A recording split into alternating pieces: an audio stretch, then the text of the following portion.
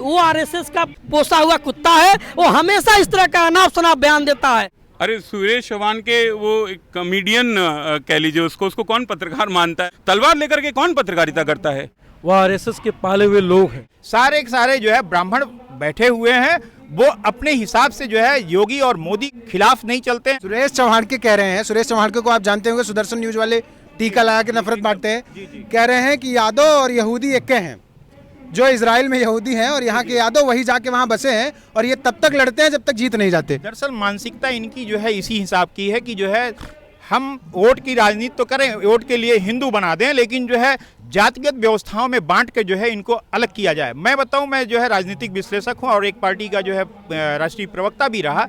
मैं जितने भी न्यूज़ चैनल पे जाता हूं, आज भी जा रहा हूं, पहले भी जाता था, सारे के सारे जो है ब्राह्मण बैठे हुए हैं, वो अपने हिसाब से जो है योगी और मोदी के जो है खिलाफ नहीं चलते हैं। और हमें अगर जो है हम बोलने की कोशिश करते हैं, जैसे आपने सुरेश चौहान की बात की, ये लोग हमें म्यूट कर देते हैं या फिर हमारे बातों को जो है रोक देते हैं, दूसरे को बुलवाते हैं या जो है उसी में जो है बहस करवा देते हैं कि जो है हम अपनी बात न कह पाएँ।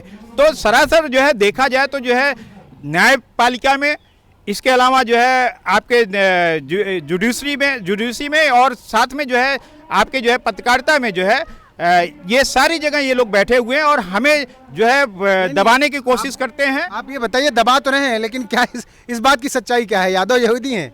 यादव किस उद्देश्य किया जा रहा है? यादव तो जो है आप भगवान श्री कृष्ण को देखिए, उन्होंने जो है पूरे उस सभी लोग मानते हैं, हम उन्हीं के वंशज हैं। यादव यहूदी कैसे हो सकते हैं? वो ब्राह्मणों के सरपरस्त रहे, सुदामा रहे हैं, सुदामा को जो है पूरा राजपाट दे दिया था। इसके अलावा जो है जो भी धार्मिक अनुष्ठान होते हैं, ये जो है हमारे देवता को, हमारे कुल देवता को जो है वो कृष्ण जी को जो है पूजते हैं। इसके बाद जो है हमें यादवों के नाम पे जो है बांट देते हैं। ये सरासर गलत है। आपको कृष्ण वाला ही यादव मान के कह रहे हैं कि आप ही वहाँ टहलते गए थे, वहाँ यहूदी हो गए? नहीं, हम वो कह रहे हैं कि आप कृष्ण वाले होंगे, आप कह रहे हैं आप राष्ट्रभक्त हो, बता रहे हैं कि आपसे ज्यादा बड़ा लड़ाका नहीं है, लेकिन फिर आपको बता रहे हैं कि आप वहाँ जाके यहूदी हो गए हो। ये उनकी गंदी मानसिकता है। यहूदी तो वो हैं जो यहाँ पे जो है उस हिसाब की जो है कानून व्यवस्था लागू करना चाहते हैं। कौन यहूदी है, कौन यहूदी है, ये बताइए। अब देखिए, जैसे उनका काम है बांटो और राज करो, ठीक है। अभी वो देखो कौन कौन से बयान लेके आ जाते हैं, तो हम उन चैनल वालों की तो बात पे हमारा समाज न ध्यान देगा। और हमारा काम ये पंचायत इसीलिए हुई है, मतलब वो समाज के बारे में कुछ भी बोलेंगे, कोई मतलब नहीं आपको उनसे लोगों से क्या मतलब रखे? आप बता रहे हैं आज के ज़माने में यादव, कुर्मी, कोरी, रावत, निषाद, मल्लाह, केवट, इनके यहाँ अगर कोई घटना हो जाती है तो आपको देख लीजिए किसी मीडिया में नहीं चलता है, कहीं भी कोई मीडिया में नहीं चलता है। आज आपको कल की बात बता रहे हैं, मैं कानपुर देहात गया था, अकबरपुर विधानसभा लगती है, लोकसभा लगती है, भारतीय जनता पार्टी के वहाँ के विधायक हैं, सांसद हैं, वहाँ पे मैंने देखा रास्ता एकदम खराब था, ठीक है। जहाँ पे मैं गया था, हमारे जो पूर्वज हैं पेरियार ललाई यादव सिंह जी, उनकी जयंती नहीं मनाने दिया गया। तो हम तो यहूदी ये लोग हैं जो हमें हमारे पूर्वजों को मान सम्मान नहीं देने देते हैं। हिंदू आतंकवादी जो शब्द कहा जाता है ना, उससे बड़ा कोई आतंकवादी नहीं है। उसका वो आरएसएस का पोसा हुआ कुत्ता है, वो हमेशा इस तरह का अनाप शनाप बयान देता है। और उसकी कुत्ताई को आप पीछे उसका कई इंटरव्यू उठा के देख लीजिए, हमेशा देश में कैसे उन्माद फैलाया जाए, कैसे भारतीय जनता पार्टी के लिए समतल जमीन बनाया जाए जिसमें वो अपना बीज बो सके और आग फैला सके।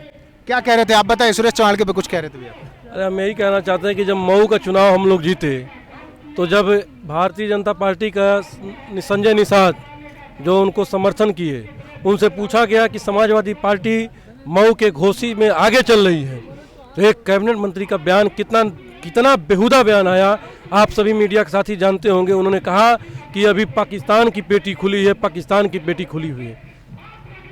तो मैं यही कहना चाहता हूँ कि इस देश में ऐसे तमाम लोग मौजूद हैं जो कब क्या बोल दें उसकी कोई सीमा नहीं है।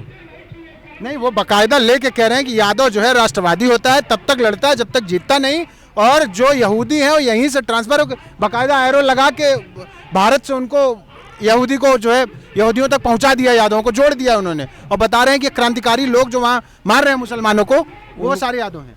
वैसे लोगों को आरएसएस ने अपॉइंटमेंट किया है, आरएसएस ने उनको हायर किया है।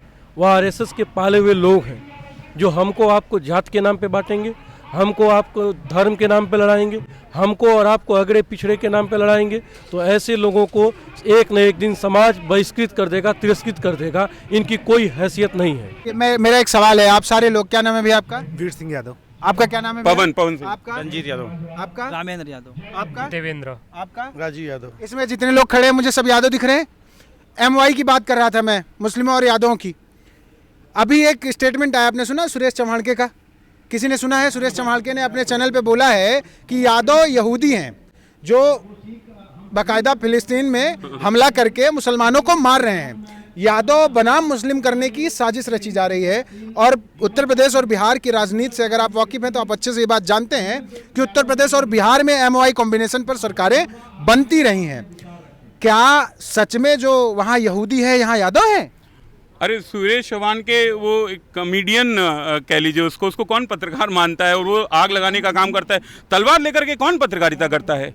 वो तलवार लेकर के शोज करता है। उसको हम मतलब मुझे समझ नहीं आता कि उसको कैसे लोग गंभीरता से लेते हैं। वो एक कॉमेडियन कह लीजिए या एक उससे भी गिरा स्तर कह लीजिए। वो जो मोहल्ले में चौपाटी पे जो तमाशे करते हैं, हालांकि वो भी एक बहुत महत्वपूर्ण समुदाय रहा, लेकिन वो इससे ज़्यादा कुछ भी नहीं है। और उसकी मैं मान लेता हूँ, आपकी बात से सहमत हूँ, लेकिन जो बात उन्होंने कही है, जो बात सुरेश चव्हाणके ने कह दी टीवी पे, जो बाकायदा चल रहा है, आपको क्या लगता है यादव सही में यहूदी है? क्या ऐसी हरकतें कर सकता है यादव? देखिए अलग अलग, जैसे ये पहली बार हम लोग सुन रहे हैं कि यादव यहूदी। कल रात को हम सोए तो यादव थे, सुबह उठे यहूदी हो गए। लोग कहने लगे कि भाई आप यहूदी हो। इस सब बातों को नहीं मानते। लेकिन मैं अगर इसी तर्क पे बात की जाए तो मैं याद करूंगा कि बाल गंगाधर तिलक साहब तो बड़े इंटेलेक्चुअल थे, पढ़े लिखे थे, बौद्धिक थे, भारतीय राष्ट्रीय आंदोलन के प्रमुख नेता थे। तो तिलक साहब ने तो एक पर्टिकुलर कम्युनिटी को आर्यन कहा। उन्होंने कहा कि वो यूरेशिया से आए हुए हैं। लेकिन क्या हम में से कोई ऐसी बात कहता है? नहीं, हम तो ये कहते हैं कि ठीक है, आप इस देश में जितने भी लोग रह रहे हैं वो सभी इस देश के बच्चे हैं, सभी इस देश के नागरिक हैं, इस देश के संसाधनों पर उनका बराबरी का अधिकार है। लेकिन जो यूरेशिया से आया है उसको क्यों नहीं कहा जा सकता कि यूरेशिया से आया? क्या दिक्कत है? अरे भाई कहा तो जा रहा है भाई, उनके अपने लोगों ने कहा कि वो आप भी यूरेशिया से कहिए। आए। हाँ, तो हम भी कह रहे हैं कि आपके पुरखे कभी ना कभी यूरेशिया से चल करके आए। लेकिन ये जो सुरेश चव्हाणके जैसे लोग हैं, मैं ये कहना चाह रहा था कि भाई बाल गंगाधर तिलक एक प्रतिष्ठित व्यक्ति हैं, राष्ट्रीय राजनीति में उनका इतिहास रहा है, उनका काम रहा है। तो उनकी बात ज्यादा तर्कपूर्ण है बजाय सुरेश चव्हाणके जैसे किसी मतलब मैं क्या कहूँ ड्रामेटिस्ट के या कॉमेडियन के। उनकी बातें ज्यादा लॉजिकल हैं।